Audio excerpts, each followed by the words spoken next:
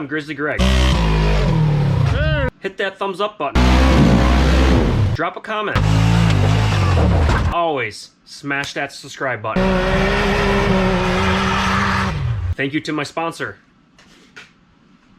Pandemic Performance. Check them out on Instagram, Facebook, and pandemicperformance.com for all your performance needs. Enjoy the video. Alright, hello everyone. Another garage video of just me talking. But, as you probably saw if you follow me on Facebook or TikTok, had to pull the engine trans assembly out of the Blue Grizzly. One of my Mud Nationals YouTube videos, you saw that I have one of them titled Grizzly 700 Down. Something let loose, doing a water wheelie down by the river. So, first thing I did when I got home was I disconnected the rear drive shaft, since I was only in two-wheel drive doing a water wheelie, and started the engine, put it in gear. It's still grinded, it's still hopped. In high, low, and reverse. I disconnected the front drive shaft, still did the same thing. I disconnected all the clutches, pulled all the clutches off, started the engine with no clutches to see maybe if it was something on the crankshaft or in the wet clutch. It wasn't. The sound actually went away, which means that where this is the wet clutch, this is the transmission. So whatever was going wrong was not in the rear diff, was not in the front diff, was not in the wet clutch. But when this was getting drove, that's what was wrong. So I decided, this is the back of the engine. It goes to the rear diff. I took these 4 bolts out, and this thing just pulls right out. And I saw this. So this is all chewed to hell. Couple of teeth that are missing half a tooth. And then I shined my flashlight up in there. And the gear that sits right on that shaft, right there, was basically half gone, which you see right here. So that's what let loose. So the transmission drives this gear. This gear has that shaft that this gear goes on, right here. That's the gear, and this is the stub shaft that you see inside the engine there. So that gear let loose, this gear let loose, and this goes out to the rear diff. This is a little connection that just slides on there, just like that. So I got a new seal coming here, new seal coming off the front, new pinion set. I only have these shims for each side, so hopefully I have enough shims to actually shim it right. But I also got new exhaust gaskets since I had to take that out. And then what else do I got? Oh, new O-ring coming right here. And that's about it. So that's what I'm waiting on. Ordered the stuff through Partzilla, all OEM. Something was on back order, or not back order, but something was going to take a few days to get here. But all the prices are cheaper on Partzilla. So, but yeah, that's what went wrong. Luckily enough, I was able to... Oh, I ordered a new nut too, because in order to get this nut off, the nut's on these threads right there, obviously, and you can't get a wrench in there.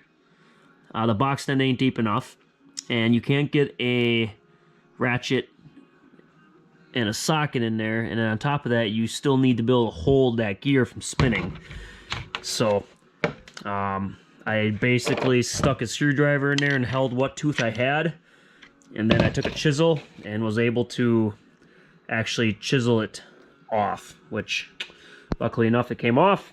The plan to put it back on is put it back on the same way, but I'm just going to add probably 4 good globs of Loctite, and then get as much of a bite I can on it off the wrench and just get it tightened up. And then there's actually, this nut didn't have a mark in it where the chisel, you know, just like an axle nut, you hit the edge of this nut here with a chisel to push it into the indent.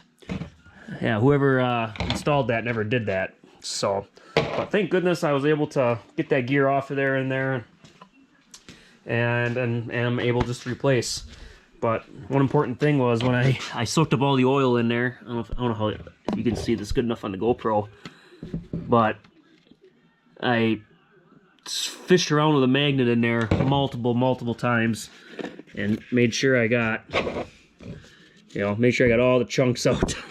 Because when I pulled that drain plug in there, as you can see, the drain plug, which is right there, is not at the lowest point in the crankcase. So there was no metal shavings and no chunks on the drain plug when I pulled the oil. So that's what made it really interesting on me trying to figure out what exactly this was. But obviously it's just finding the time and diagnosing it. But at the same time, oil started leaking out of here, and it looks like, I don't know if it's coming from the sensor or if it's coming from this bolt, but I'm gonna take this bolt out, shove a bunch of gasket maker in there, shove this bolt back in. I think I'm gonna do it with this Allen too. But looks like it gets really dirty right around this bolt right here. So that's where I think I'm gonna start and go from there. I don't know if it was leaking anywhere else. Could have been leaking, I guess, underneath this too, but the new O-ring will fix that too. But I'm just gonna do a little cleanup here, clean this case up right here, and just try getting everything kind of cleaned up and stick some, take this bolt out, stick a bunch of gasket maker in there and squeeze that bolt back in there. I think I might do that. It looks like it's gonna come out right here. So yeah, and then the little bolt holes right here. Shove that thing full of gasket maker, and hopefully that will help with the oil leak. But an oil leak's an oil leak. I'll let it leak a little oil as long as I keep it full. It's not gonna be that big of a deal letting it leak oil. All it is a mud bike. And for those of you who haven't watched this channel much, this four-wheeler I've had for a decade. I first started off with 28 12x12 Gorilla Silverbacks all around. I ran them for probably 6-7 years.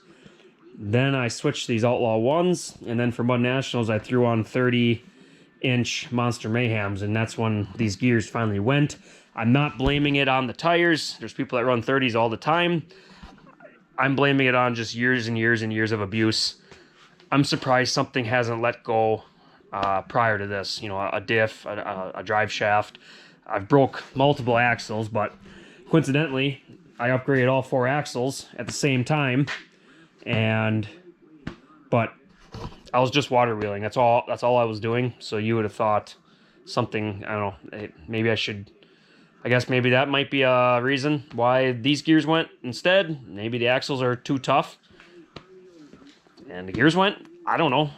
I don't think that would be the case. But hey, live and learn. You want to play, you got to pay. So that's what I'm doing. So yeah, it is what it is. I seriously thought I was going to have to split this case, which in that case I probably would have just went with the whole entire rebuilt assembly from Power Sports Nation. But instead of $3,500, I'm spending about a little over $350. So best case scenario right there. Thanks for watching.